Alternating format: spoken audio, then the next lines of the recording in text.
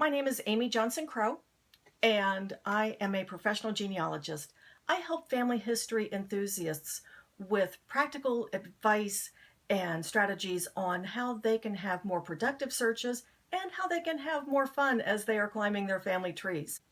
Got a lot of news this week. The big news is out of a company called 23andMe. Now, 23andMe is one of the largest direct-to-consumer genetic companies that's out there. You might be familiar with Ancestry DNA and Family Tree DNA. 23andMe is another genetic DNA company.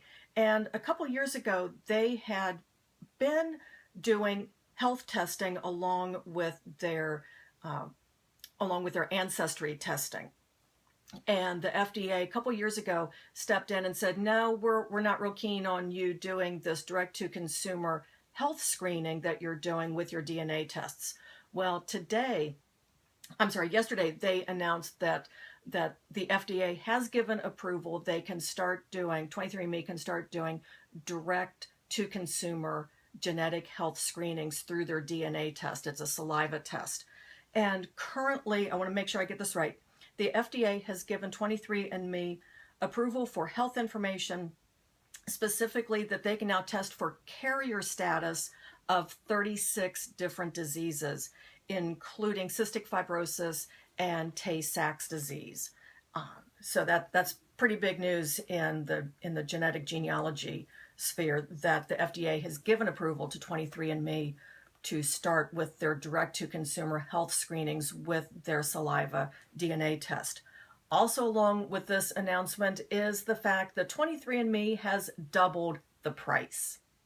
The price for a 23andMe genetic test is now $199. So it's not for the faint of heart. This is as I said, ouch, exactly. So this is, I don't think that a lot of people expected them to double the price when they got the FDA approval to resume the health screenings. So we're just going to have to see how this plays out in the genetic genealogy sphere. So that was news item number one for this week. Second big news item for this week in genealogy comes from myheritage.com. And they just released 46 million Swedish records. Specifically, this is a collection called the Sweden Household Examination Books, and it covers 1880 through 1920. And from what I understand about Swedish research, this is huge. That we have 46 million records from these household examination books now available on MyHeritage. I kind of wish that I had Swedish ancestors so that I could, go and really, I can play with the records, but I can't really go in and look for any of my ancestors there because I don't have any Swedish ancestors. Oh well. But if you do have Swedish ancestors, you might want to check that out at myheritage.com. Third piece of news for this week in genealogy. And this isn't specifically in the genealogy sphere, but it's something that I think a lot of genealogists will be interested in. There is a website and an app that I have loved forever called HistoryPin. It's at historypin.org. And what HistoryPin does is it allows you to upload photos and documents and geotag them so that you can put together geographically based pins on a map and have them related to a theme. So you could have, say, different pins relating to your Civil War ancestors' movement as he fought in the Civil War. You could put up pins from various battles where he was, and just really, really cool things like that. Think of it like Pinterest, except geographically based. I love, love, love HistoryPin. In fact, it's one of the apps I'm going to be talking about at Roots Tech in February. But HistoryPin just today announced some major improvements to their website. Specifically, they're now going to have an improved search. so that you can find specific pins and specific locations. Their search before was a little hit or miss. So they have improved the search. They've also improved the image uploader, which, you know, if you're going to pin something, it helps to have an image with it. So they have made great strides in really improving how easy it is to upload an image onto HistoryPin. And another really, really cool development is that collections are now open and collaborative. So you can start a collection of pins, say, based on your ancestors' Civil War regiment. Well, other people might have images and documents that they would want to add to that collection. So now that collection is open and everyone can collaborate on that particular collection. You know, I'm thinking about the possibilities for collaboration, not only with individual researchers, but also genealogy societies and libraries and historical societies. I'm seeing all sorts of really cool applications for the HistoryPin collections being open and collaborative. I think that's going to be really cool. I can't wait to play with that. And when I do, I will definitely blog about that and show you some really cool examples. So that was, again, historypin.org. Next to last bit of news. Happy birthday, happy 30th birthday to the Family History Library in Salt Lake City, Utah. Happy birthday, yay. I'm not going to sing. I don't do that in public. I have a restraining order. No, just kidding about that. But I probably should because I'm a lousy singer.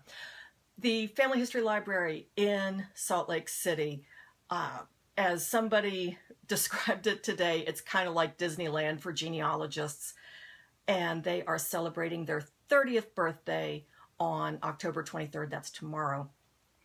And in case you're thinking, well, you know, haven't they been around a little bit longer than 30 years?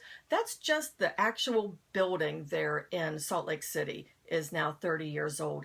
The Genealogical Society of Utah, which is kind of the forerunner of present-day family search, and the Family History Library actually started they opened their first library in 1894.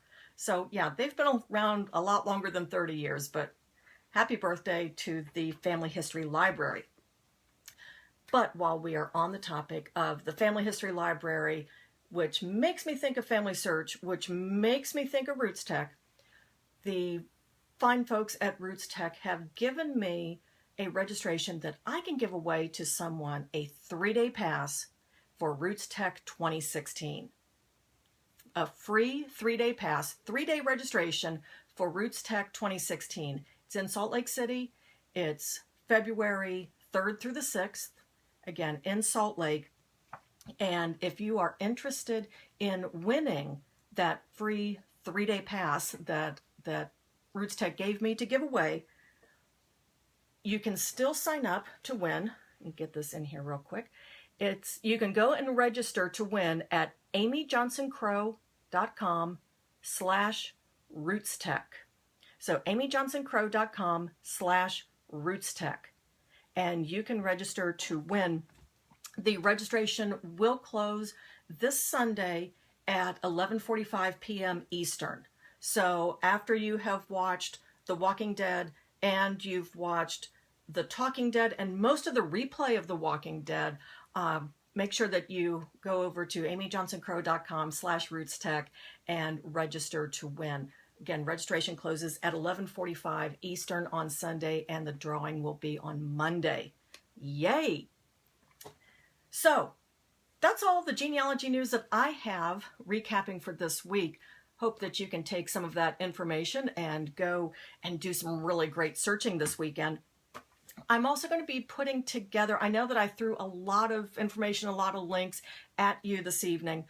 I'm not going to apologize for it, but I know that it was a lot to get down. So I'm putting together at amyjohnsоncrow.com/show notes. amyjohnsоncrow.com/show notes. All one word, show notes. If you go there right now, it's not going to work because I don't have the link put together. But if you watch for that, I will have all the links that I have mentioned, and I will get the video for this hopefully embedded over there if technology works. We'll see. So that's all I have. Again, I'm Amy Johnson Crow. I share genealogy and family history tips here on Periscope and on my blog at amyjohnsoncrow.com. Please feel free to follow me here on Periscope, check out my blog, and we'll see you later. Thanks. Bye-bye.